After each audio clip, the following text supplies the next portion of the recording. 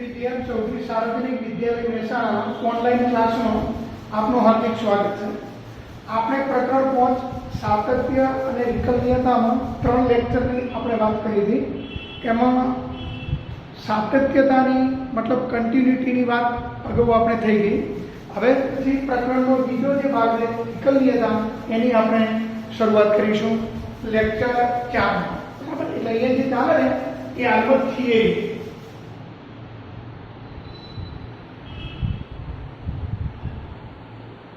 હવે જો મિત્રો વિકલન એ વિકલનીયતા એ શબ્દથી એના ઉપરથી ઉતરેલ વિધેયનું એક લક્ષણ હોય। જેમ તમે એક એક અનેક એક વ્યાપ્ત અવ્યાપ્ત યુગ્મ અયુગ્મ સતત અસતત ભણી ગયા એમ વિકલનીય અને અવિકલનીય એ વિધેયનું એક લક્ષણ હોય। વિધેય વિકલનીય હોય પણ વિકલનીય ક્યારે કહેવાય એના માટે તમારે વિકલિત વિશે ભણવું પડે। तो अँ हूँ जो व्याख्या लखू तो विकलनीयता अथवा तो विकलन ये कई रीतनु कहवाय ये बराबर आप समझीशुं। आपणे जे विधेय भणीए छीए ए बधा विधेय वास्तविक विधेय।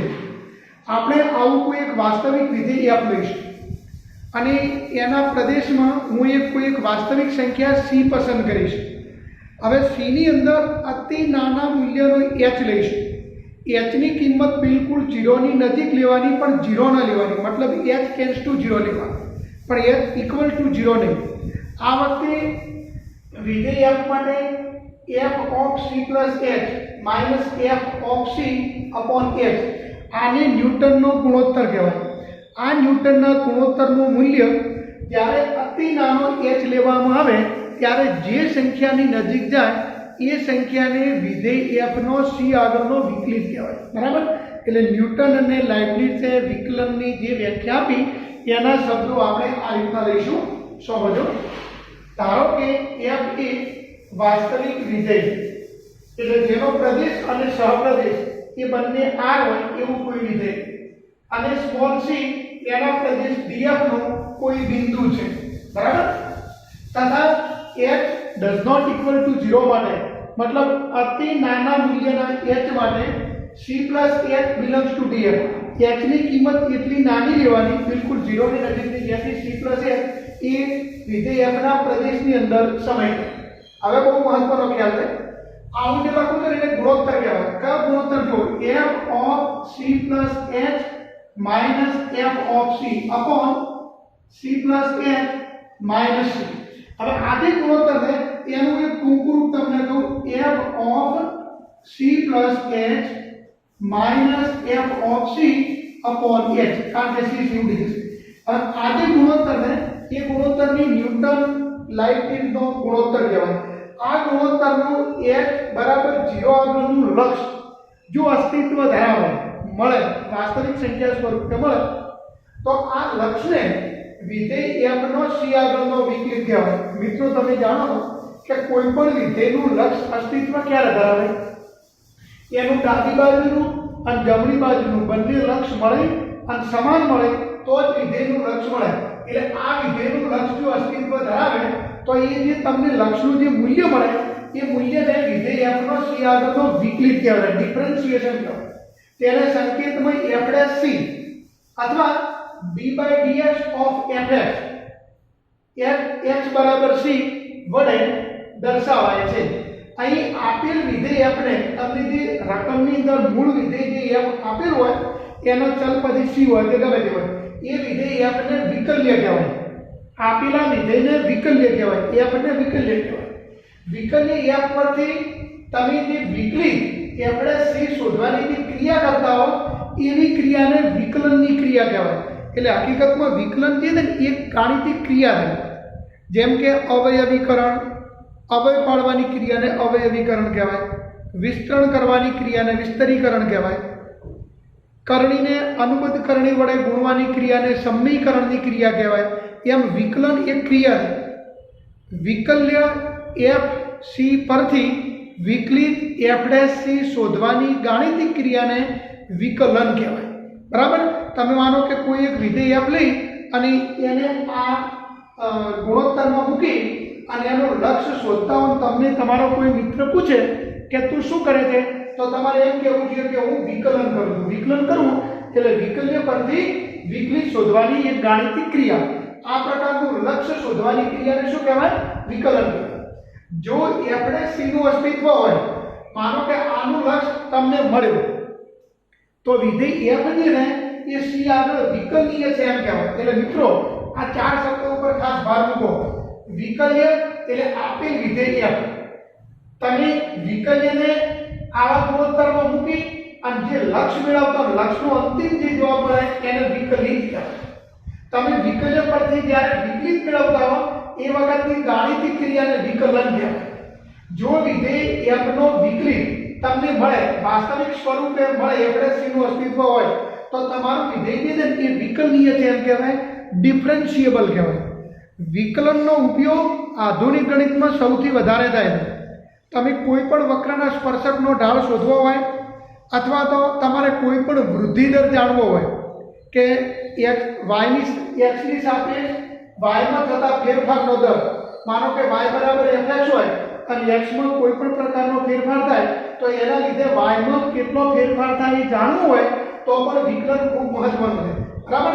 એટલા માટે જે હું નોંધ તમને કહું બરાબર સમજો. f' c બરાબર limit x tends to 0 f of x plus c minus fc upon x just c plus x belongs to df. હવે નોંધ, જો y એ x નું વિધેય હોય એટલે કે y in function of x, y બરાબર fx હોય, તો y નો x વિશે વિકલિત તમે સંકેતમાં 5 રીતે લખી શકો. dy by dx, d by dx of fx, f' x y1 કે y' દ્વારા દર્શાવી શકાય. હવે આને મિત્રો કેવી રીતે વંચાય બરાબર સમજો. કોનું આખું નામ પહોંચવાનું આવી રીતનું છે, y નો x ની સાપેક્ષ વિકલિત. બીજી રીતે y નો x ની સાપેક્ષ ફેરફારનો દર. આને અંગ્રેજીમાં આવી રીતનું વંચાય, derivative of y with respect to x. Derivative of y with respect to x. Derivative નો મતલબ શું થાય? વિકલિત થાય. ડિફરન્શિએશન એટલે પણ વિકલિત થાય, એ બરાબર ધ્યાનમાં દોરજો. પછી વિકલિતના બે સ્વરૂપો. તમે આ જે સ્વરૂપ લખ્યું એ એક સ્વરૂપ છે, આવું નવું બીજું સ્વરૂપ તમારે લખવું હોય તો આ રીતે લખી શકાય.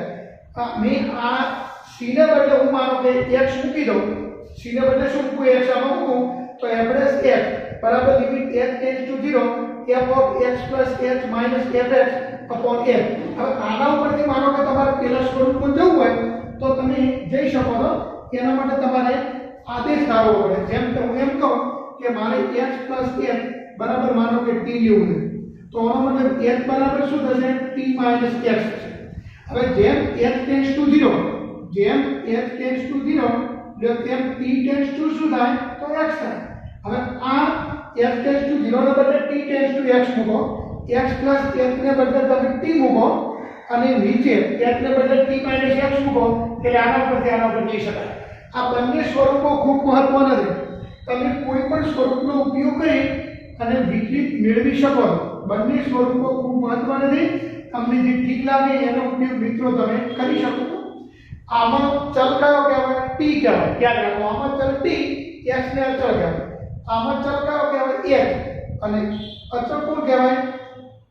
0. મતલબ x એટલે અચળ કહેવાય. આનો જે તમે જવાબ મેળવો એ તમને x ના રૂપમાં મળશે અને આનો જવાબ એ પણ તમને x ના રૂપમાં મળે. કોઈ પણ લક્ષનો જવાબ હંમેશા અચળના સ્વરૂપમાં મળશે. તો આ બે તમારે ખાસ યાદ રાખવાનું રહેશે. અહીંયા તમે માનો કે x ને બદલે k મૂકવા માંગો તો k, તો આનું સ્વરૂપ આવું થાય, limit h tends to 0 f of k plus h minus fk upon h. એમ અહીંયા પણ માનો કે તમારે x ને બદલે k મૂકવો છે, તો f' k બરાબર limit t tends to k ft minus ft upon t minus k એમ લખવું તો લખી શકાય. માનો કે તમારે 0 આગળનો વિકલિત મેળવવો છે, તો અહીંયા હું માનો કે f' 0 મૂકી દઉં. બરાબર? તો અહીં શું આવશે? 0. અહીં શું આવશે? 0. આ રીતે f 0 નો મતલબ 0 થાય એવું ના બનતા, ગમે તે થાય. એટલે આમ લખવું પડે f h minus f0 upon h. માનો કે અહીંયા તમારે 0 આગળનો વિકલિત મેળવવો છે, તો f' 0, તો અહીંયા 0 થશે, અહીંયા 0 થશે અને અહીંયા 0 થશે. એ રીતનું સમજો. ઓકે? પછી ચલ t ના બદલે તમે ગમે તે લઈ શકો. હવે આપણે આગળ જઈશું. જો મિત્રો હવે ખૂબ એક અગત્યનો પ્રમેય છે. આમ તો ગણિતમાં આ પ્રમેયનું નામ પ્રમેય નંબર 3 આપ્યું છે, પણ આપણે પ્રમેયનો ક્રમ આપતા નથી. પ્રમેય ખૂબ મહત્વનું છે. જો વિધેય f એ બિંદુ x બરાબર c આગળ વિકલનીય હોય તો તે વિધેય f એ બિંદુ c આગળ સતત હોય. એટલે ટૂંકમાં જે વિધેય વિકલનીય હોય તે ફરજિયાતપણે સતત હોય. એટલે ટૂંકમાં 20 હોય. 20 હોય. જે વિધેય વિકલનીય હોય એ સતત હોય એટલે 20 હોય. હવે વધુમાં થોડીક મહત્વની માહિતી તમને કહું, પરંતુ આ પ્રમેયનું પ્રતીક હંમેશા સત્ય નથી. એનો અર્થ એમ થાય એટલે કે જો વિધેય f એ બિંદુ x બરાબર c આગળ સતત હોય તો તે બિંદુ c આગળ વિકલનીય હોય એ વાત સાચી નથી, ન પણ હોય. એટલે ટૂંકમાં જો વિધેય વિકલનીય હોય તો સતત 100% હોય, પણ જે વિધેય સતત હોય એ વિકલનીય હોય એ વાત સર્વથા સાચી નથી. આ મિત્રો કેવી રીતે તમે યાદ રાખશો? 20 હોય 2 અને 0 20 હોય પણ કદાચ સદી હોય ના. જો 20 આ હોય પણ સદી હોય નહીં, બરાબર? એ રીતનું તમારે યાદ રાખવાનું. જે વિધેય વિકલનીય હોય એ સતત હોય, એનાથી ઊંધો જે વિધેય સતત હોય એ વિકલનીય ન પણ હોય. હું ન જ હોય એમ નથી બોલતો, ન પણ હોય એટલે કાયમી સત્ય નથી. હવે આનું એક તમને ઉદાહરણ આપો. ઉદાહરણ તરીકે માનક વિધેય f(r2) fx બરાબર માનક x બરાબર 0 આગળ સતત છે. આપણે આગળના સ્વાધ્યાય 5.1 માં ભણી ગયા કે માનક વિધેયનું એ r પર સતત છે એટલે 0 પર સતત હોય, પરંતુ 0 આગળ વિકલનીય નથી. કેમ? કારણ કે તમે એનો આલેખ દોરો તો 0 આગળ ખૂણો બનાવશો અને જે વિધેયનો આલેખ દોરતી વખતે આ ટાઈપનો ખૂણો બનાવે અથવા તો આલેખ દોરતી વખતે આલેખ તૂટી જાય તો એ બિંદુ આગળ વિધેય વિકલનીયપણું ગુમાવે છે, બરાબર? તો અહીંયા તો વિધેયનો આલેખ અહીંયા ખૂણો બનાવે એટલે ઉગમ બિંદુ 0 0 આગળ સ્પર્શક દોરી શકાય નહીં, અને સ્પર્શક ન દોરી શકાય તો એને ઢાળ ન હોય. ઢાળ ન હોય એટલે dy/dx મળે, બરાબર? બીજી રીતે ગાણિતિક રીતે હું તમને કહું તો વિધેયનું મૂલ્ય 0. હવે આપણે f'0 શોધીશું. વિધેય f નો 0 આગળનો વિકલિત. તો એનું સૂત્ર શું? Limit x tends to 0 fx - f0 upon x - 0. હમણાંથી તમે એ સૂત્ર પડી ગયા, એમાં મેં કિંમત મૂકી દીધી. હવે આનું તમે સાદુરૂપ આપો. f0 નો મતલબ તો 0 થાય એટલે આવું બન્યું. લિમિટ x ટેન્ડ્સ ટુ 0 માનક x upon x. હવે આ પ્રકારનો દાખલો તમે અગાઉના સ્વાધ્યાયમાં ભણી ગયેલા તો જમણી બાજુનું લક્ષ તમને 1 મળે, ડાબી બાજુનું લક્ષ તમને 0 મળે, -1 મળે. એનો મતલબ એમ કે આના લક્ષનું અસ્તિત્વ નથી. ટૂંકમાં આજે રાઉન્ડ કર્યું તેનું અસ્તિત્વ નથી, માટે f'0 ન મળે એટલે વિધેય f એ 0 આગળ વિકલનીય નથી. તો આટલું યાદ રાખો.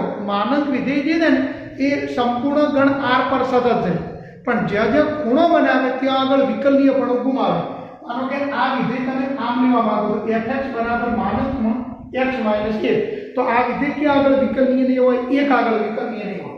હું તમને એમ કહું કે fx બરાબર માનકમાં x - 2, તો આ વિધેય ક્યાં આગળ વિકલનીય નથી? 2 આગળ વિકલનીય નથી. બાકી બીજે બધે વિકલનીય.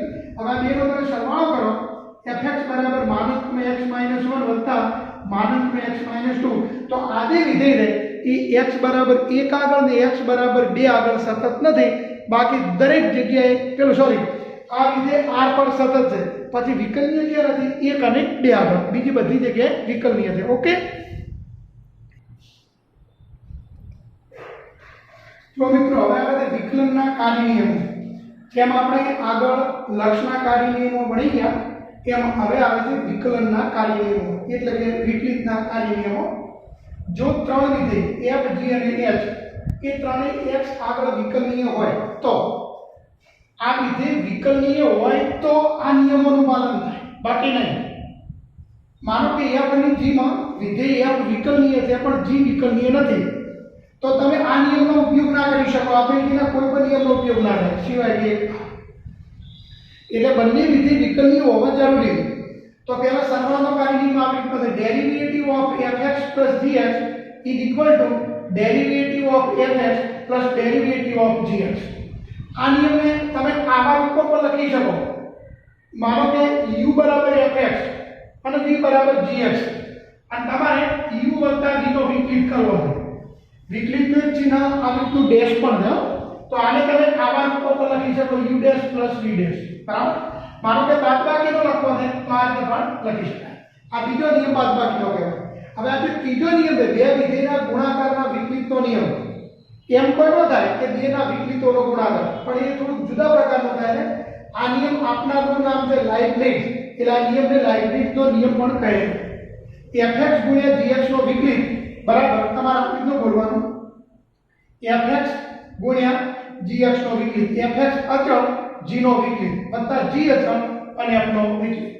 એ રીતનો ત્રણ વિધેયનો માનો કે ગુણાકાર હોય f g ને f, તો પહેલું બીજું એમ ને ત્રીજાનું વિકલન, બાકીના બે એમ ને વચ્ચેનાનું વિકલન, બાકીના બે એમ ને પહેલાનું વિકલન, એ રીતનું લખવાનું રહેશે. પછી બે વિધેયના ભાગાકાર માટે વિકલિતના નિયમ આવી રીતના આવશે: છેદ અચળ અંશનું વિકલન ઓછા અંશ અચળ છેદનું વિકલન ભાગ્યા છેદનો વર્ગ, એ પ્રમાણે. અને આને કહેવાય વ્યસ્ત વિધેય માટેનો 1/fx નો તમારે માનો કે વિકલિત કરવો હોય તો -1/fx નો હોલ વર્ગ ગુણ્યા fx નો વિકલિત. આમે આના પરથી લખેલ છે આપણે છે મતલબ 4 નો ડેશ લખેલ છે, આના પરથી આ લખેલ 3 નો ડેશ. અને આને કહેવાય k ગુણ્યા fx નો વિકલિત. k અચળ છે, k કોઈનું વિધેય નથી. બીજી રીતે હું કહું તો k does not function of x સમજવા, એટલે ટૂંકમાં k કોઈનું વિધેય નથી, એટલે તમને આ રીતનું મળશે. બરાબર. આને કહેવાય વિકલિતના કાર્ય નિયમો, વિકલનના કાર્ય નિયમો. આમાંથી x રહે એની કિંમત ખરેખર આવી હોવી જોઈએ. x belongs to domain of f છેદ domain of g છેદ domain of h, એમ તમારે સમજવાનું. એ આખા ટેસ્ટ માટે. બાકીના માટે તમારે df છે બીજી એ રીતે સમજવાનું રહેશે. આ બધા નિયમોનો ઉપયોગ તમે હવેથી છૂટથી સરવાળા, બાદબાકી, ગુણાકાર, ભાગાકાર, વ્યસ્તમાં કરી શકશો. હવે આના પછી આપણે વાત કરીશું સંયોજિત વિધેયના વિકલિતનો નિયમ, બીજી રીતે સંકળનો નિયમ. ચલો મિત્રો, હવે આપણે અગત્યના નિયમ તરફ જઈશું, સંકળના નિયમ તરફ. પહેલા આપણે બે વિધેયની વાત કરીશું. ધારો કે વાસ્તવિક ચલનું વાસ્તવિક વિધેય f એ વાસ્તવિક ચલના વાસ્તવિક વિધેય કયા કયા u અને v, એટલે આપણે બે વિધેય લેવાના u અને v નું સંયોજિત વિધેય છે. એટલે કે f બરાબર v of u, એટલે કે fx બરાબર v of ux છે. જો વિકલિતોનું અસ્તિત્વ હોય, એટલે કે v નું u વિશે અને u નું x વિશે વિકલિત અસ્તિત્વ ધરાવતું હોય તો f ડેશ x આનો તમે વિકલિત કરો તો આનું વિકલિત થાય. અને આનું વિકલિત નિયમ કેવી રીતનો છે કે પહેલા બહારના વિધેયનું વિકલન થાય. બહારનું વિધેય કયું g, તો પહેલા v નું વિકલન થશે, એટલે v ડેશ કોની સાપેક્ષ ux ની સાપેક્ષ. પછી તમારે ક્રમશઃ અંદર પ્રવેશ કરવાનો, પછી u નું વિકલન કરવાનું. કોનું વિકલન કરવાનું? u નું. તો u નું વિકલન થશે u ડેશ x. બરાબર મિત્રો. પછી તમારે વિકલન કરવાનું આવે x નું, પણ x નું વિકલન એક થાય એટલે લખવાનું આવે નહીં. આ જે તમે નિયમ લખ્યો એને કહેવાય સંકળનો નિયમ, ચેઇન રૂલ. આ નિયમનું જે રૂપ છે ને એને ટેસ્ટ સ્વરૂપ કહેવાય, ટેસ્ટ. હવે આના ઉપરથી તમારે ડી સ્વરૂપ લખવું હોય તો આ રીતે તમે કરો. તમને કોઈ એમ પૂછે કે વિધેય f કોનું વિધેય, તો ux નું કહેવાય, v ux ના કહેવાય, ux નું કહેવાય. આ ux નું ટૂંકું નામ આપણે t આપી દઈએ તો હવે આનો મતલબ શું થાય? fx બરાબર vt થાય. એટલે તમને કોઈ એમ પૂછે કે વિધેય f રહ્યું કોનું, તો અહીંયા ઓલરેડી x નું કહેવાય, પણ આ રીતે જો વિચારીએ તો f રહ્યું કોનું વિધેય કહેવાય t નું. તો તમારે પહેલા v નું t વિશે વિકલન કરવું પડે, dv/dt. પછી t નું કોના વિશે વિકલન કરવાનું? x વિશે. તમે આ જે ધારણા મૂકીને એમાં આ જે t લખ્યો એ કોનું વિધેય કહેવાય? x નું.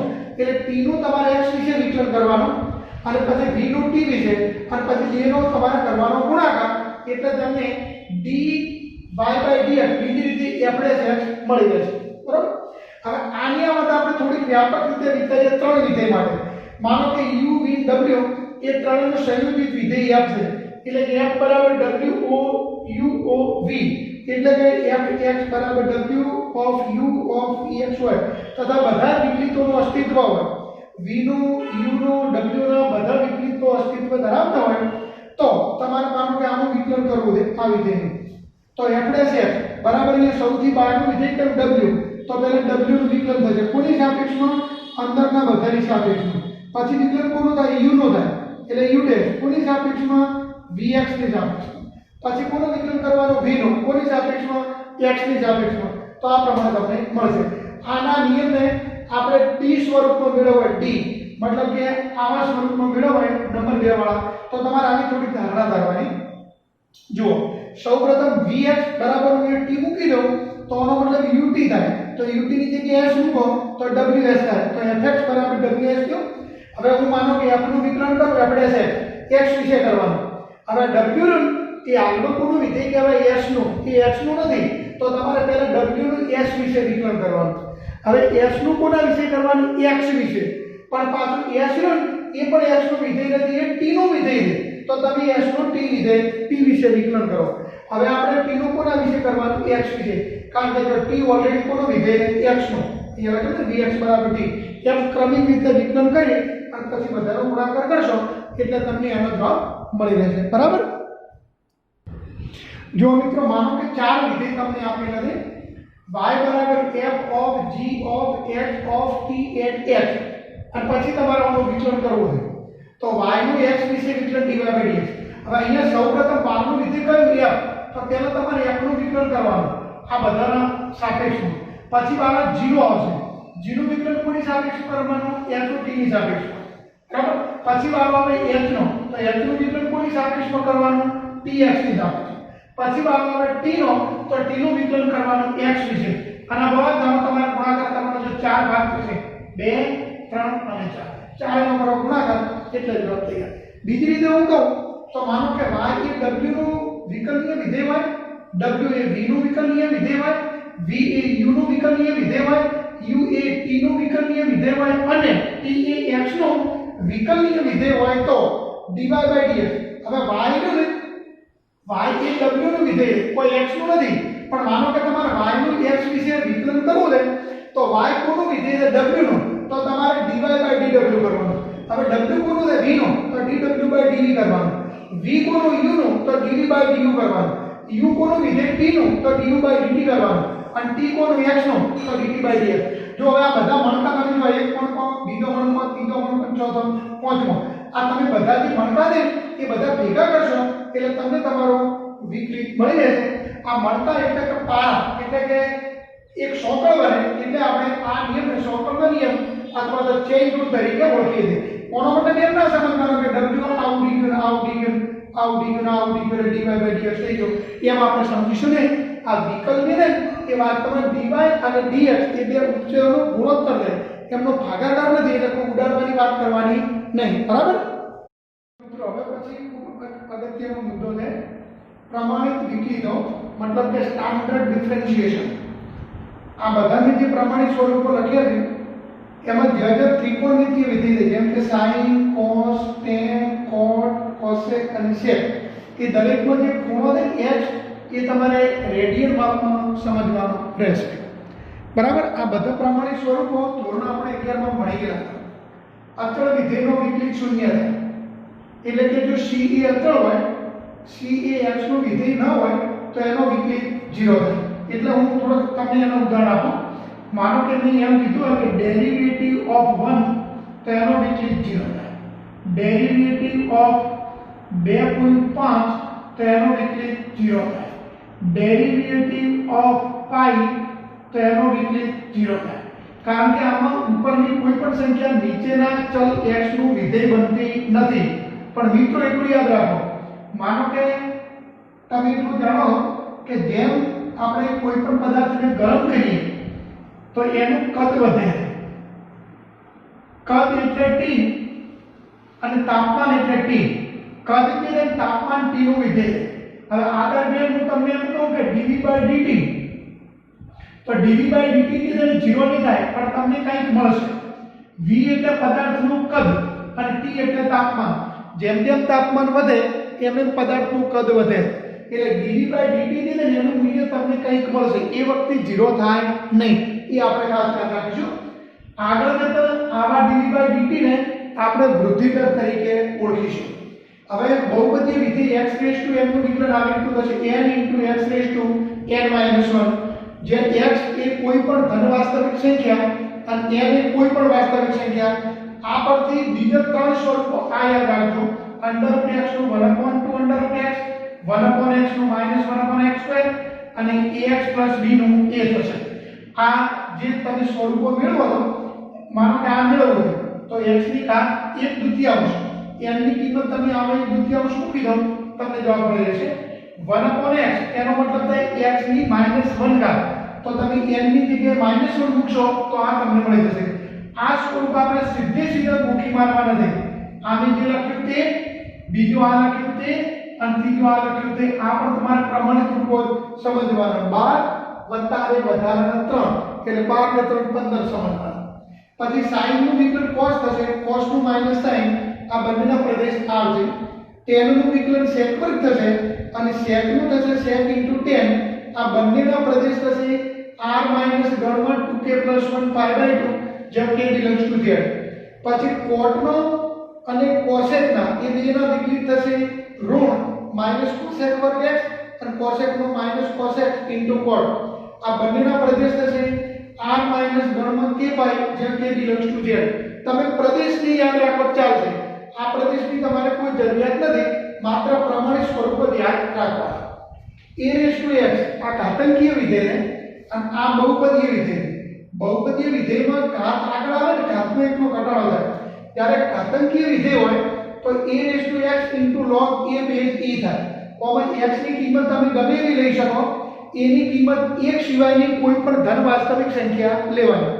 1 લઈએ ને તો પણ વાંધો નથી આવતો. e(x) નું વિકલન e(x) ઘાતાંકીય વિધેય, log x નું વિકલન e ને આધારે એને નેચરલ log પણ કહેવાય, ln x, એનું વિકલન 1/x થશે. ઓમાં x ની કિંમત belongs to r+. પછી log x આધાર a, બીજો કોઈ આધાર a હોય e સિવાયનો, તો તમે આ રીતનો આધાર પરિવર્તનનો નિયમ લગાડી અને પછી ભાગાકારના કાર્ય નિયમનો ઉપયોગ કરશો એટલે log x બેઝ e નું વિકલન ઉપરની માપક 1/x થશે. આ ચડેલ આવી રીતનું થશે. અહીં x એ કોઈ પણ વાસ્તવિક સંખ્યા અને a belongs to r+ except 1 એ રીતે લેવાની છે. મિત્રો અહીંયા કુલ 12 વત્તા વધારાના 3 એટલે 15, 12 ને 3 15 પ્રમાણિત સ્વરૂપો તમે ભણ્યા. બાકીના સ્વરૂપો હજી આગળ આવશે. હવે આપણે આના પછીનો જે સ્વાધ્યાય છે, સ્વાધ્યાય નંબર 5.2 ની વાત કરીશું. જો મિત્રો હવે સ્વાધ્યાય નંબર 5.2 માં એક્ઝામ્પલ 1 થી 8 આપણે x વિશે વિકલિત મેળવવાનું છે. સૌપ્રથમ તમને જે વિધેય આપેલ છે sin(x2 + 5), એનું નામ તમારે કાં તો y આપવાનું કાં તો આપવાનું f(x) fx. મેં અહીંયા શું નામ આપ્યું છે? y. હવે આપણે આનું x વિશે વિકલન કરીશું. હવે x વિશે વિકલન કરતા પહેલો દાખલો છે એટલે હું બધું લખીશ, પછી આપણે આ બધું લખીએ ચાલશે. તો આનો મતલબ એમ છે કે dy/dx બરાબર d/dx of sin(x2 + 5). બરાબર. હવે જુઓ મિત્રો, આનો આપણે માનો કે વિકલન કરવું x વિશે, તો આ જે sin છે એ x નું વિધેય નથી, બલકે કોનું વિધેય છે? x2 + 5 નું વિધેય. એટલે પહેલા તમારે sin નું વિકલન કરવાનું કોના વિશે? x2 + 5 વિશે, અને પછી x2 + 5 નું વિકલન કરવાનું x વિશે. એટલે અહીંયા હું સોકરના નિયમનો ઉપયોગ કરીશ. માનો કે હું પહેલા sin નું વિકલન કરું તો sin નું વિકલન શું થાય મિત્રો? cos થાય. તો cos of x2 + 5 આ તમારે સીધું લખી દેવાનું અને પછી લખવાનું ડેરિવેટિવ ઓફ x2 + 5. બરાબર. આને સોકરનો નિયમ કહેવાય. હવે x2 + 5 નું વિકલન ફરી પાછું તમારે x વિશે કરવાનું, એટલે cos of x2 + 5 ગુણ્યા x2 + 5 નું વિકલન થશે 2x. અંતે તમે સાદુરૂપ આપી અને આવી રીતે લખી શકશો 2x ગુણ્યા cos of x2 + 5 આ આપણું dy/dx. હવે જો મિત્રો સીધી અને ટૂંકી રીત આ પ્રમાણે, પણ માનો કે તમારે સોકરના નિયમનો ઉપયોગ કરીને ગણતરી કરવી હોય, ધારણા મૂકીને, તો આની આ ગણતરી હું આ રીતે પણ કરી શકું. ધ્યાનથી સાંભળજો. આ ગણતરી આપણે દરેક વખતે નથી કરવાની. આપણે આવું ધારી લઈશું, ધારો કે y બરાબર sin u છે, જ્યાં u બરાબર x2 + 5. હવે તમને કોઈ એમ પૂછે કે y કોનું વિધેય, તો u નું બોલવાનું, sin u નું નહીં. y કોનું વિધેય? u નું. એટલે u કોનું વિધેય? તો x નું. x2 + 5 નું બોલાય નહીં. અહીંયા તમને કોઈ એમ પૂછે કે y કોનું વિધેય, તો y કોનું વિધેય કહેવાય x2 + 5 નું કહેવાય. અને x2 + 5 કોનું? તો x નું. એ એકદમ ક્લીન થઈ ગયું, તમે સીધું સમજી શકો. હવે આપણે y નું કોના વિશે વિકલન કરવાનું? u વિશે. તો તો આનો મતલબ એમ થાય છે કે dy/du બરાબર sin u નો u વિશે વિકલન કરો એટલે cos u થશે. અહીંયા u નો હું x વિશે વિકલન કરીશ એટલે 2x થશે. હવે ચેઇન રૂલ પ્રમાણે મતલબ CR પ્રમાણે dy/dx બરાબર dy/du into du and dx. હવે dy/du એનો મતલબ cos u થશે અને du/dx એનો મતલબ 2x થશે. હવે 2x ને હું આગળ લખી દઈશ અને cos u ને બદલે તમારે લખવાનું x² + 5.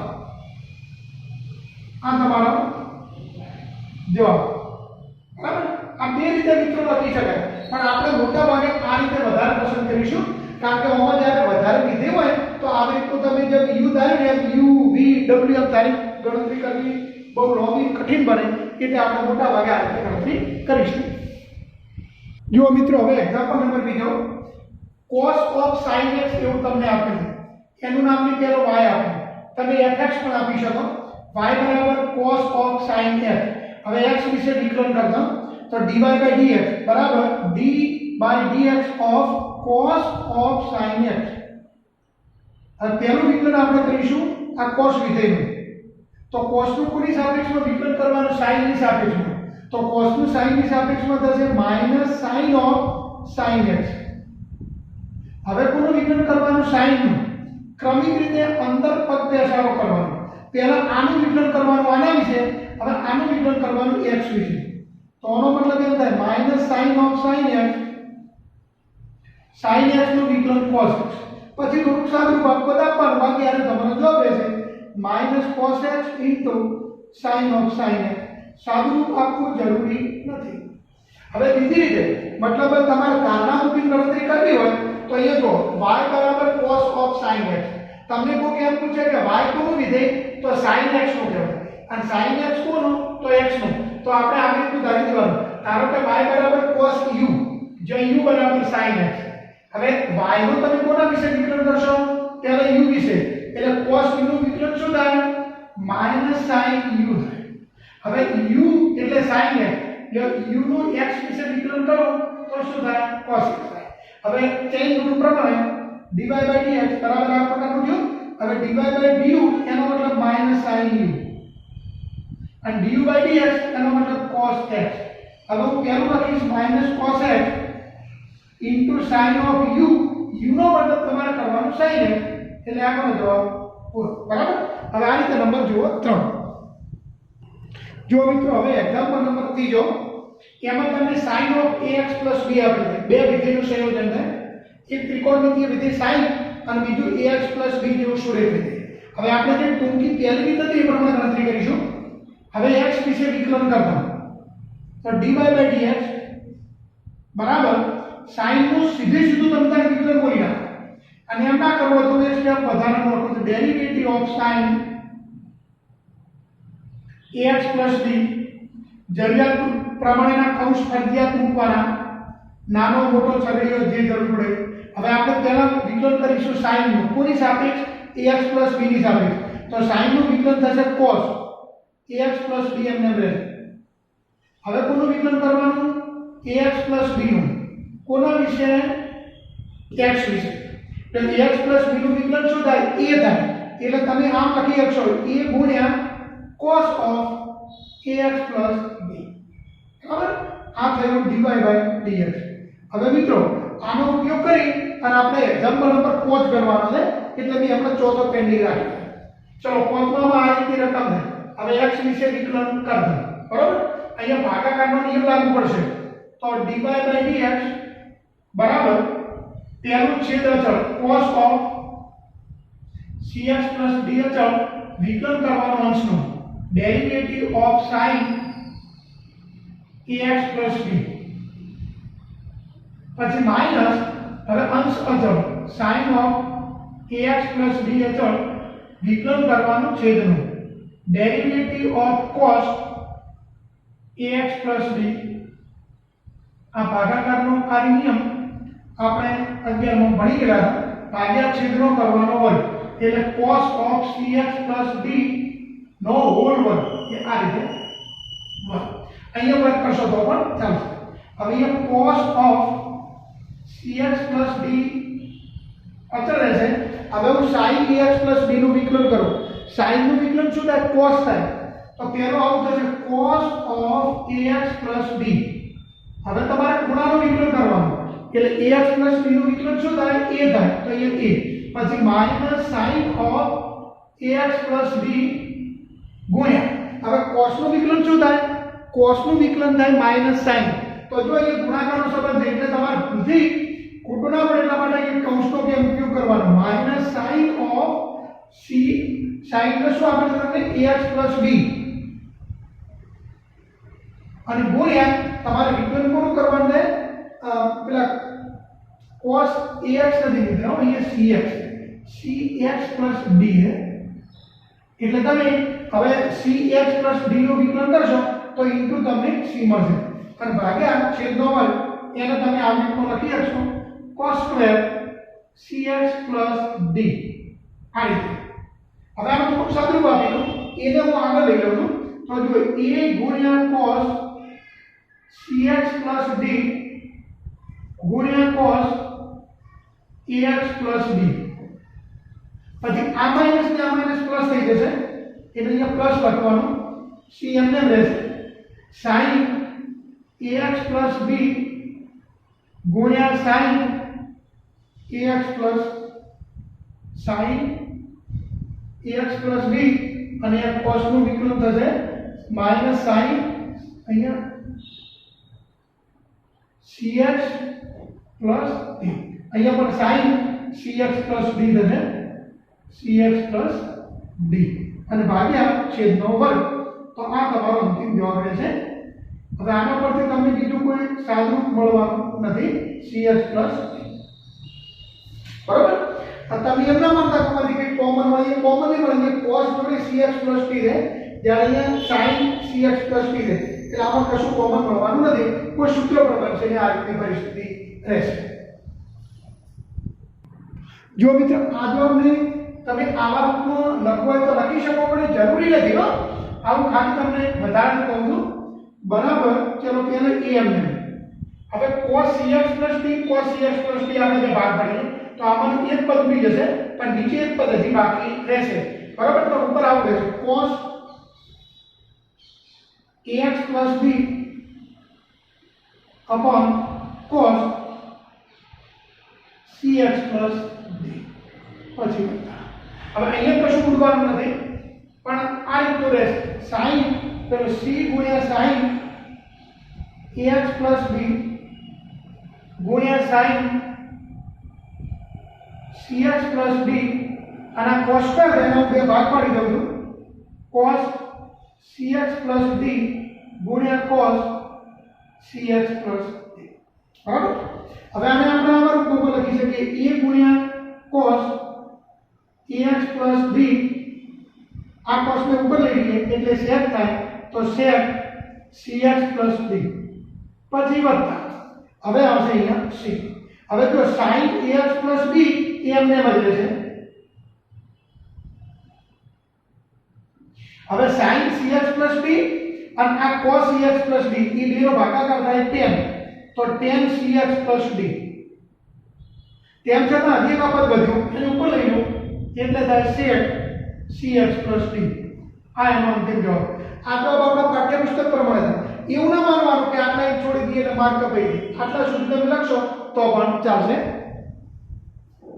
હવે જો મિત્રો એક્ઝામ્પલ નંબર 14 પહેલા આપણે એનું y આપી દઈશું y = sec of tan of root x of બોલવાનું ઇન્ટુ ના બોલવાનું અને વખતે વખતે આમ વાંચો y = sec of tan of root x એટલે ત્રણ વિધેયનું સંયોજન નહીં ત્રિકોણમિતિય sec બીજું ત્રિકોણમિતિય tan અને ત્રીજું વર્ગમૂળ હવે x વિશે વિકલન કરતા dy/dx તમને કોઈ કેમ પૂછે કે y કોનું વિધેય તો y કહેવાય tan of root x નું પછી tan of root x કોનું વિધેય તો root x નું અને root x કોનું તો x નું તો પહેલા હું y નું કોના સાથે વિકલન કરીશ tan ની તો sec નું વિકલન શું થાય મિત્રો બોલો sec નું વિકલન થાય sec into tan, તો હું પહેલું આનું વિકલન આવું લખીશ, sec of tan of root x ગુણ્યા tan of root x into derivative of tan of root x. હવે એક વિકલન સીધું પહેલાથી કરી નાખ્યું. કોનું? sec વિધેયનું. કોની સાપેક્ષ? અંદરના tan root x ની સાપેક્ષ. sec નું વિકલન શું થાય? sec x નું sec x into tan x. જો sec tan નું તો sec tan ગુણ્યા tan tan. એવી રીતનું તમારે સમજવાનું. હવે વિકલન કરવાનું tan નું. કોના વિશે? root x વિશે. ત્યાં સુધી બાકીનું એમને લખતું જવાનું. sec of tan of root x ગુણ્યા tan of root x. હવે વિકલન કરવાનું tan નું તો શું થાય? sec1 root x. હવે કોનું વિકલન કરવાનું? root x નું. કારણ કે તમે આ કોના વિશે વિકલન કર્યું તો root x.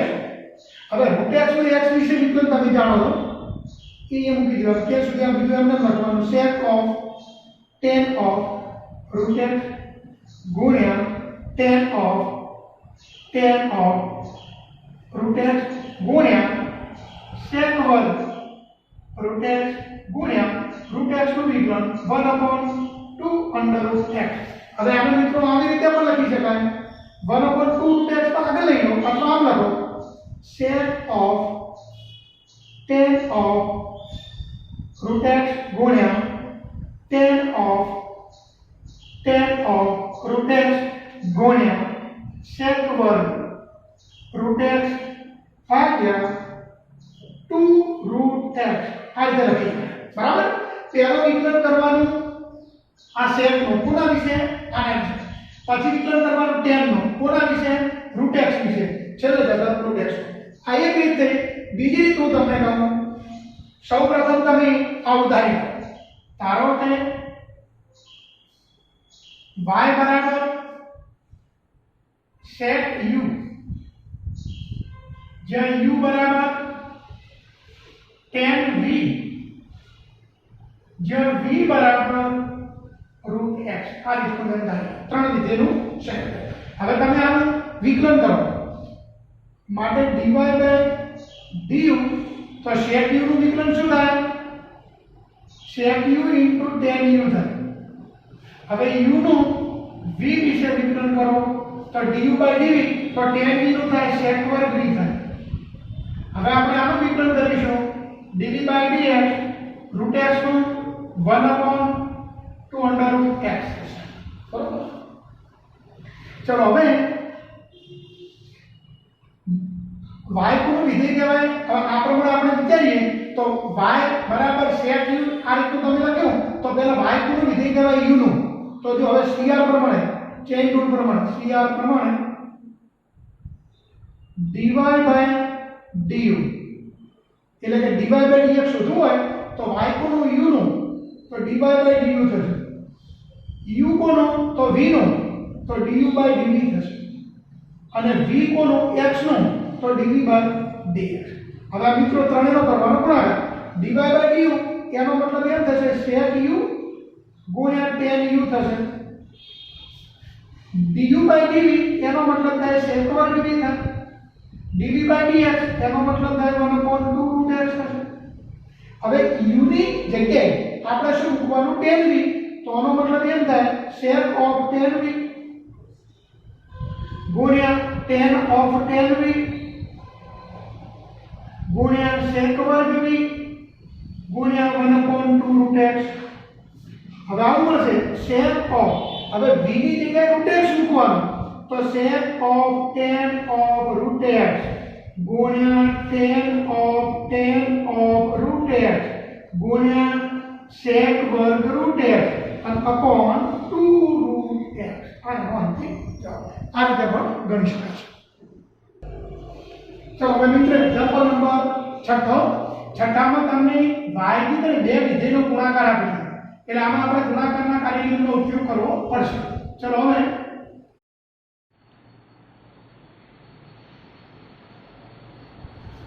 હવે મિત્રો એક્ઝામ્પલ નંબર 6 y બરાબર cos x³ into sin² x raised to 5 અહીંયા જે કૌંસ તમને આપ્યું છે એ માનો કે કૌંસ ન લખો પાછળનો તો ચાલશે. હવે આનો આપણે બે વિધેયનો ગુણાકાર લખો. એક વિધેય આ અને બીજું વિધેય આ. તો પહેલા x વિશે વિકલન કરતો ગુણાકારનો નિયમ લગાડીશું. cos x³ into derivative of sin square x⁵ plus sin square x⁵ into derivative of cos x³. Okay, હવે આપણે આગળ વધીશું. ચલો સૌપ્રથમ cos x³ અચળ રાખીશું. હવે હું વિકલન કરીશ. જો મિત્રો અહીંયા ટોટલ 3 વિધેય, એક વર્ગ વિધેય, એક sin વિધેય, બીજું x ની 5 ઘાત એ બહુપદીય વિધેય. પહેલું વિકલન થશે વર્ગનું. માનો કે હું તમને એમ કહું x વર્ગ તો એનું વિકલન 2x. પેનના વર્ગનું તો 2 પેન થાય. પંખાના વર્ગનું તો 2 પંખો થાય. એમ sin વર્ગનું વિકલન શું થાય? 2 sin થાય. 2 sin ખૂણો જે હોય લખી દેવાનો અને ગુણ્યા ડેરિવેટિવ ઓફ જે બાકી રહેવાનું sin ઓફ x⁵ નું વિકલન તમારે કરવાનું. પછી વત્તા sin સ્ક્વેર x ની 5 ઘાત ગુણ્યા હવે એ cos ઓફ x³ નું વિકલન કરવાનું.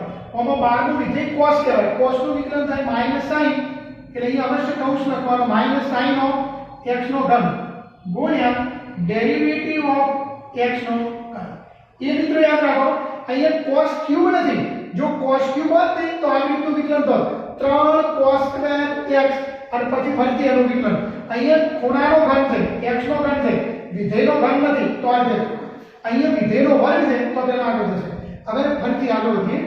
2 ગુણ્યા પછી પેલું લખો 2 ગુણ્યા cos ઓફ x નો ઘન ગુણ્યા sin x ની 5 ઘાત હું કૌંસ નથી લખતો.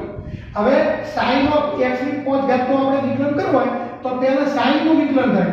sin નું વિકલન થાય cos ઓફ x ની 5 ઘાત. હવે આપણે કોનું વિકલન કરવાનું? ખૂણાનું વિકલન કરવાનું. x ની 5 ઘાત નું વિકલન શું થાય? તો 5x ની 4 ઘાત.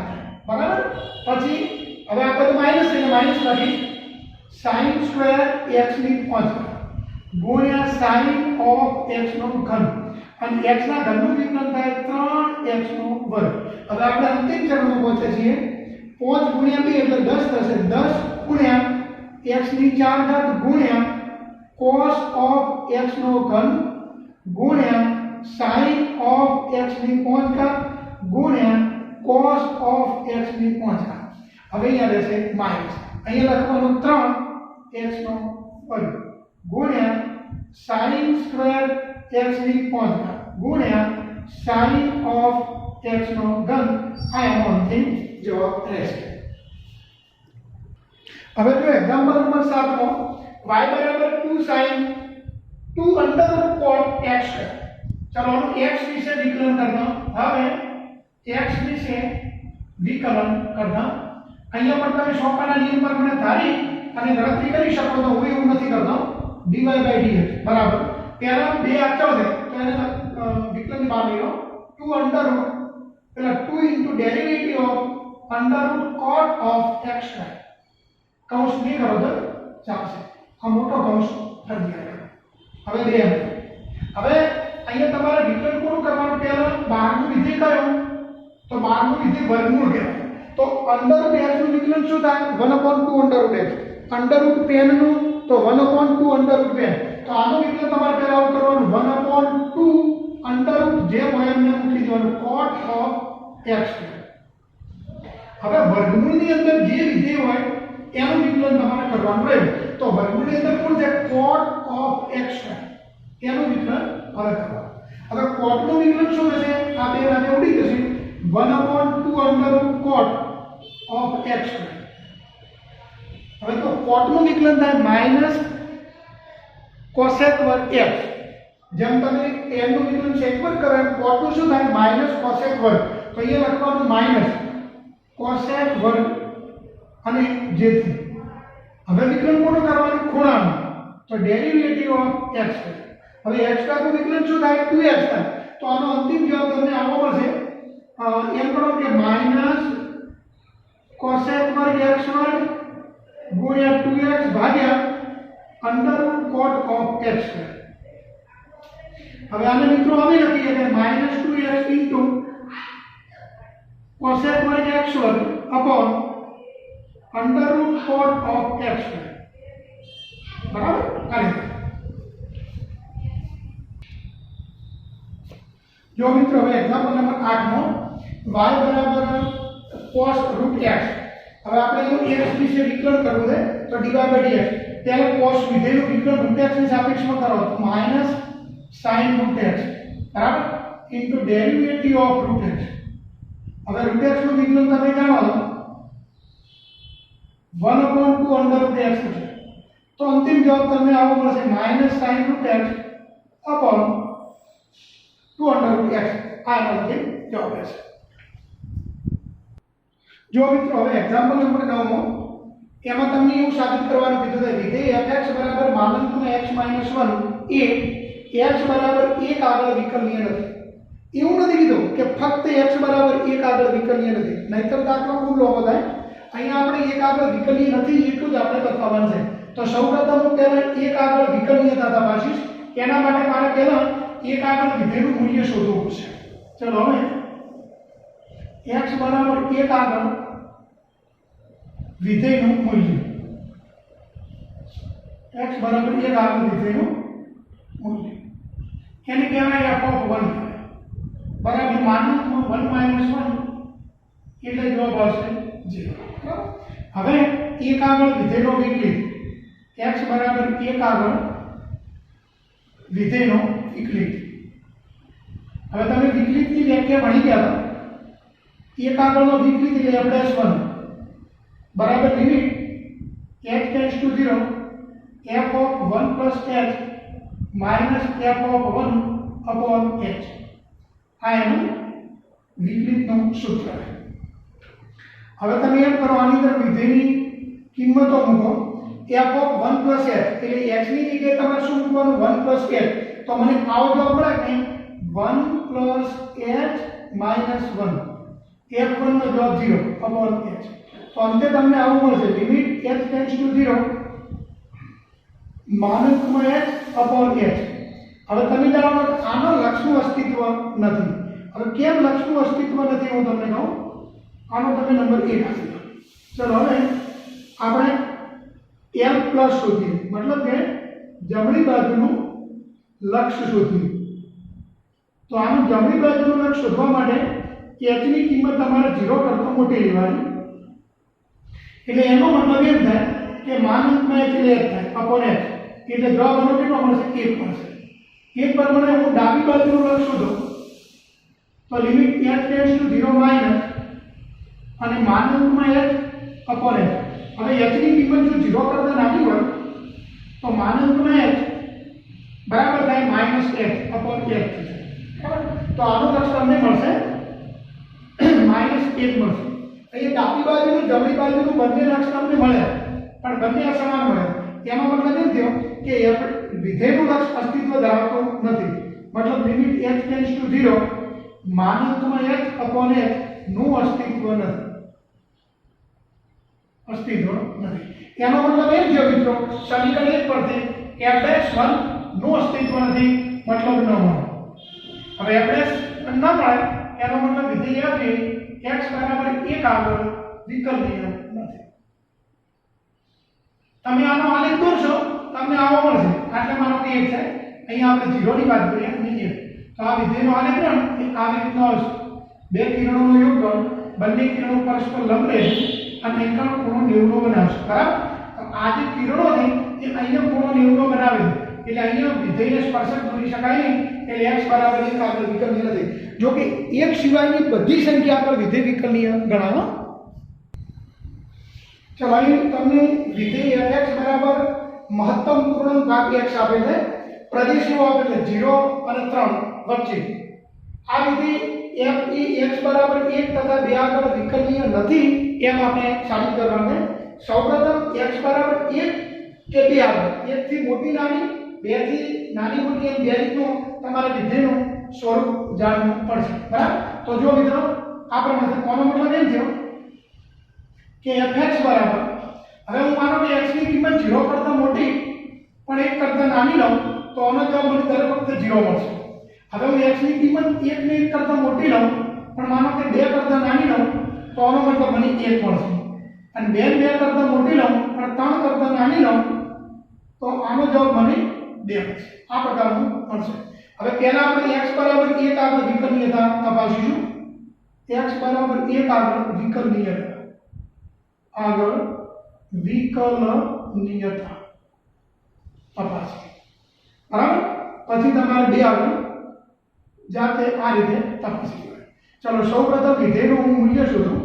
અહીં x બરાબર 1 આગળ વિધેયનું મૂલ્ય આગળ વિધેયનું મૂલ્ય એટલે કે f of 1. હવે x ની કિંમત હું 1 મૂકી દઉં તો ઇન્ટિજર પાર્ટ ઓફ 1 બરાબર મને 1 મળશે. બરાબર? હવે x બરાબર 1 આગળ વિકલનીયતા એટલે મારે શોધવાનું f'1. હવે f'1 નું સૂત્ર આવું છે limit h tends to 0 f of 1 plus h minus f of 1 upon h. બરાબર? તો આનો મતલબ મિત્રો એવો થશે કે બરાબર લખીને આગળ વધો કે લિમિટ h ટેન્ડ્સ ટુ 0. હવે f of 1 plus h હું માનો કે h ની કિંમત 1 plus h મૂકી દઉં તો મને આવું મળશે 1 plus h નું ઇન્ટિજર પાર્ટ ફંક્શન માઈનસ 1 નું ઇન્ટિજર પાર્ટ ફંક્શન મને 1 મળશે વિધેયનું મૂલ્ય અને upon h આટલું મળશે. હવે આનું લક્ષ શોધવા માટે તમારે ડાબી બાજુનું જમણી બાજુના લક્ષ ઉપર જવું પડશે. એટલે આનો નંબર તમે એમ કરો સ્ટાર જેવો કંઈક આપી દો. હવે m પ્લસ મતલબ જમણી બાજુનું લક્ષ limit h tends to 0 plus અને 1 પ્લસ h નું integer part function -1 upon h. હવે મિત્રો બરાબર સમજવા દે h ની કિંમત તમારે 0 કરતા મોટી લેવાની છે. 0 કરતા મોટી એટલે કેવી 0.1 0.01 0.001 આવી. 0 કરતા મોટી એટલે 2 3 4 5 એમ નહીં લેવાની. 0 ની બિલકુલ અડી અને ધીમે ધીમે 0 ની નજીક લાવવાની એટલે એકદમ પોઈન્ટેડ કિંમત લેવાની. તો 1 plus h નું ઇન્ટિજર પાર્ટ ફંક્શન શું થાય તમે જાણો છો. તો એનું ઇન્ટિજર પાર્ટ ફંક્શન થશે માત્ર 1 થશે. તો મને કોનો જવાબ આવો મળશે limit h tends to 0 plus અને 1 plus h નું ઇન્ટિજર પાર્ટ ફંક્શન માત્ર 1 જ થશે. તો 1 -1 upon h. તો એનો મતલબ મને 0 મળશે. બરાબર? કારણ કે મિત્રો સમજો h ટેન્ડ્સ ટુ 0 પ્લસ એનો મતલબ તમારે એમ સમજવાનું h ની કિંમત 0 કરતા મોટી લેવાની. પણ કેવી લેવાની આવી એટલે કે h બરાબર આવું લેવાનું 0.1 મતલબ 0.001 આવું એકદમ અતિ નાની લેવાની એમ સમજો. તો આનું લક્ષ તમને 0 મળે. હવે હું l માઈનસ ની વાત કરું l માઈનસ તો limit h tends to 0 minus 1 plus h minus 1 upon h. બરાબર limit h tends to 0 minus. હવે જુઓ h ની કિંમત તમારે 0 કરતા નાની લેવાની. 0 કરતા નાની એટલે માનો કે 0.1 લીધી તો તમે કોઈ પણ 0.1 મૂકશો એટલે 1.1 થશે. બરાબર? એટલે 1.1 તમે h ની કિંમત 1.1 ને 1 માંથી તમે બાદ કરવાના. માનો કે h ટેન્ડ્સ ટુ 0 માઈનસ એટલે h ની કિંમત તમે -0.1 લીધી. 1 માંથી 0.1 બાદ કર્યું 0.9 આવ્યા તો આનો જવાબ શું મળે તમને 0 મળશે. આનો લક્ષ તમને 0 મળશે. તો 0 -1 upon h. તો આનો મતલબ એ થયો કે minus limit h tends to 0 minus અને 1 upon h. હવે તમે જાણો કે h ટેન્ડ્સ ટુ 0 માઈનસ હોય h ની કિંમત હું અતિ 0 ની નજીક લઈ જાઉં નાની રાખી તો આનું લક્ષ તમને ના મળે મતલબ ઇન્ફિનિટી મળે. શું મળશે? ઇન્ફિનિટી. તો આનો મતલબ એ થયો કે l પ્લસ અને l માઈનસ એ બંને અલગ અલગ મળે છે. માટે વિધેયનું લક્ષ અસ્તિત્વ ધરાવતું નથી. મતલબ f'1 ન મળે. f'1 ન મળે. એનો મતલબ કે વિધેય f રહ્યું એ x બરાબર 1 આગળ વિકલનીય નથી. 1 આગળ વિકલનીય નથી. જો મિત્રો તમે આનો આલેખ દોરેલો તમે આનો આલેખ દોરો તો આવો સ્ટેપ વાઇઝ આવે અને તમે એ પણ જાણો કે આનો જે આલેખ છે 0 એ 0 પછી એ 1 આવી આમ આવશે ખુલ્લો. બરાબર? આ ટાઈપનો આલેખ આનો આવે છે આપણે દરેક જાણીએ છીએ. હવે આમાં બનશે કેવું તમને કહું અહીંયા 1 અહીંયા માનો કે 2 અહીંયા આપણે 3 મૂક્યા આ ટાઈપના. તો અહીંયા જબ પૂર્ણાંક સંખ્યા આવે ત્યાં આગળ વિધેયનો આલેખ જો તૂટે કે એક આગળ તૂટે પણ બે આગળ તૂટે એટલે આ વિધેય જે છે એ 1 અને 2 આગળ સતત નથી અને વિકલનીય પણ નથી. તો આ જ રીતે તમે x બરાબર 2 માટે વિકલનીયતા તપાસી શકશો. તો જો મિત્રો આ જ રીતે તમે અહીંયા નંબર 2 x બરાબર 2 આગળ વિકલનીયતા તપાસશો તો અહીંયા તમને 2 મળશે. બરાબર કે જે 1 દેખાય છે તમે 2 મૂકશો, પહેલાનો જવાબ તમને 0 જ મળશે, બીજાનો જવાબ ઇન્ફિનિટી જ મળશે. એમાં પણ પરિસ્થિતિ યાદ કરશે. x ટેન્ડ્સ ટુ 0 પ્લસ એટલે x ની કિંમત 0.1 0.001 એમ લેવાની. x ટેન્ડ્સ ટુ 0 માઈનસ એટલે x ની કિંમત -0.1 -0.01 -0.001 એ રીતે તમે લઈ શકશો. એટલે આનું જે મૂલ્ય છે એ પછી 1 કરતા નાનું થઈ જશે અને 1 કરતા નાનું થાય એટલે સ્વાભાવિક રીતે એનો ઇન્ટિજર પાર્ટ ફંક્શન તમને શું જવાબ આપશે? 0 આપશે. એટલે અહીંયા 0 લખે છે. અને આમાં 1 કરતા મોટું થશે, 1 કરતા મોટું એટલે 1.1 1.2 એવી રીતનું, કોઈ 2 3 એમ નહીં. તો એનો જવાબ 1 આવશે. આ જ રીતે તમે પેલો બાકીનો ભાગ ગણી દેજો. એટલે આપણે આપણા મિત્રો સ્વાધ્યાય નંબર 5.2 પૂરું થયું. અને હવે એના પછી આપણે આગળની થિયરી ભણીશું. ઓકે.